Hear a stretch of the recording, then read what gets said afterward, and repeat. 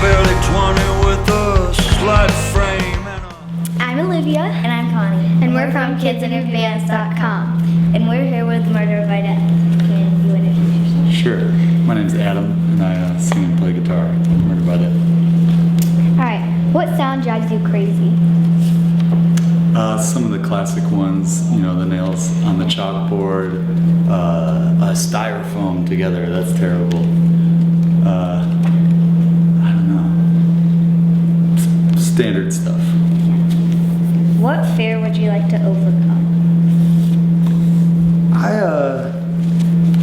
I'm not really a fear guy.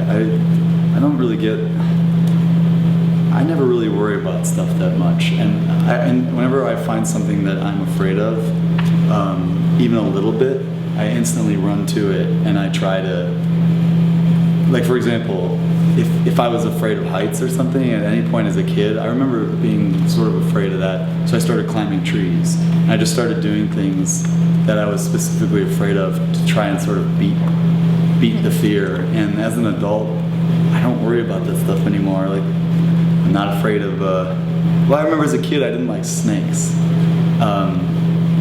And then one of my school classes had a pet snake. So I was like, I gotta become friends with this thing. You know, I have to like pet him every day until I'm not afraid of him.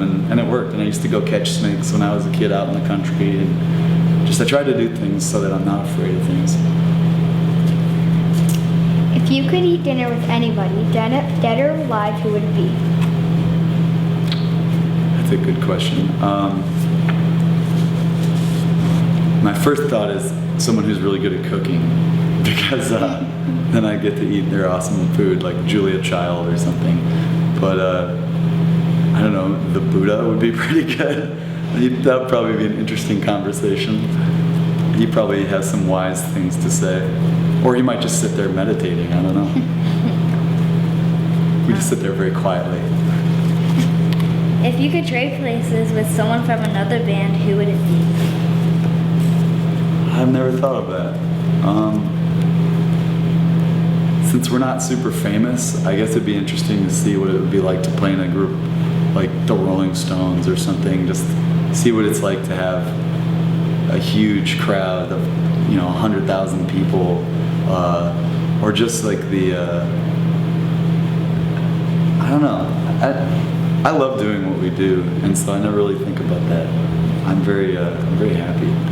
But that'd be cool though, go up on stage with, or just play it, or maybe like play in Ray Charles's band, even just like in the background, kind of just watching him do his thing way back in the day. What was the best present you've ever gotten? I don't know.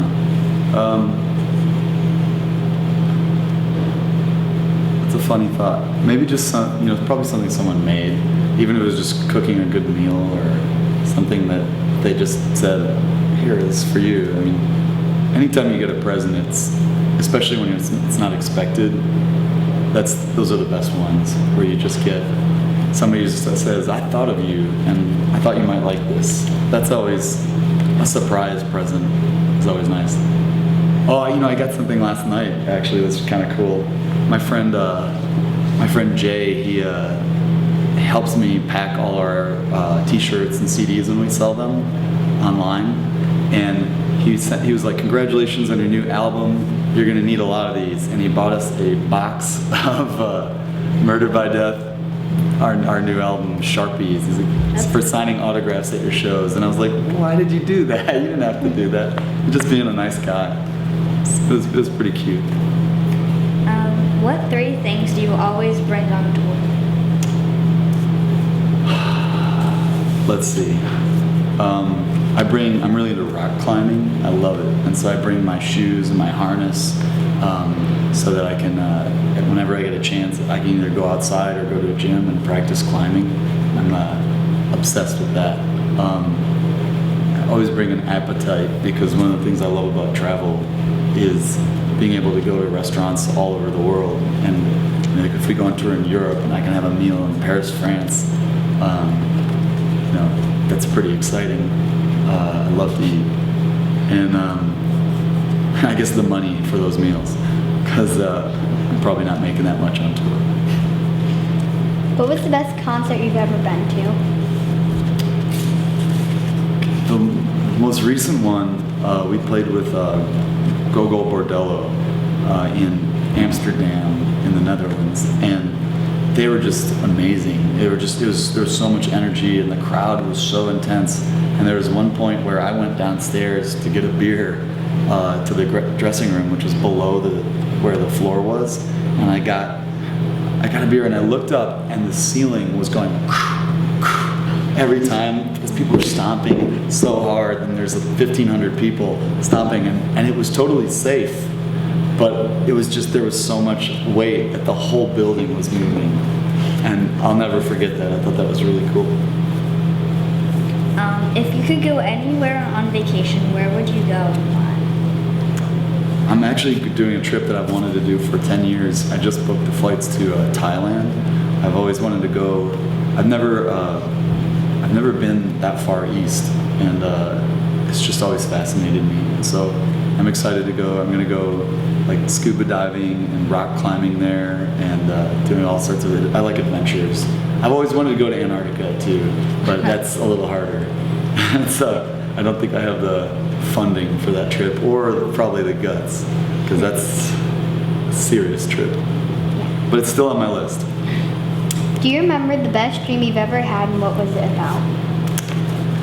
I had an awesome dream 2 nights ago. Have you guys ever heard there's a famous internet cat whose name is Lil Bub?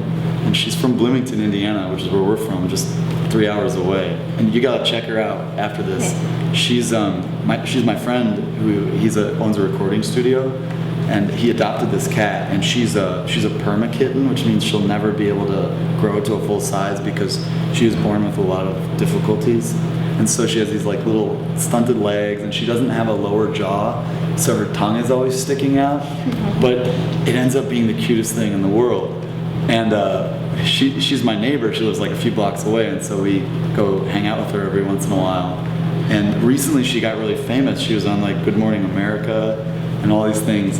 And I had a dream 2 nights ago that I was playing a baseball game on my phone, of like a video game, and you get trading cards for all the players, and all of a sudden I got this card, and it was like, it's Lil Bub, and it's this my friend's little cat wearing a baseball hat and holding a wearing a baseball hat and holding a bat, and she's like ready to play baseball, and it was the silliest thing, and I think I woke up from laughing because it was so goofy, but it was great, and that was my favorite dream I've had in a while. She played baseball, and she hit a home run her first at bat, which is, when you see this cat, it's pretty far-fetched, but she's adorable. Who is your favorite Spice Girl? I haven't thought about them for a while. Maybe either the spunky one, or no, probably Posh Spice. Why not? She's got a lot of money. She could take me out to a nice restaurant. Thank you. Sure, thank you guys. Nobody running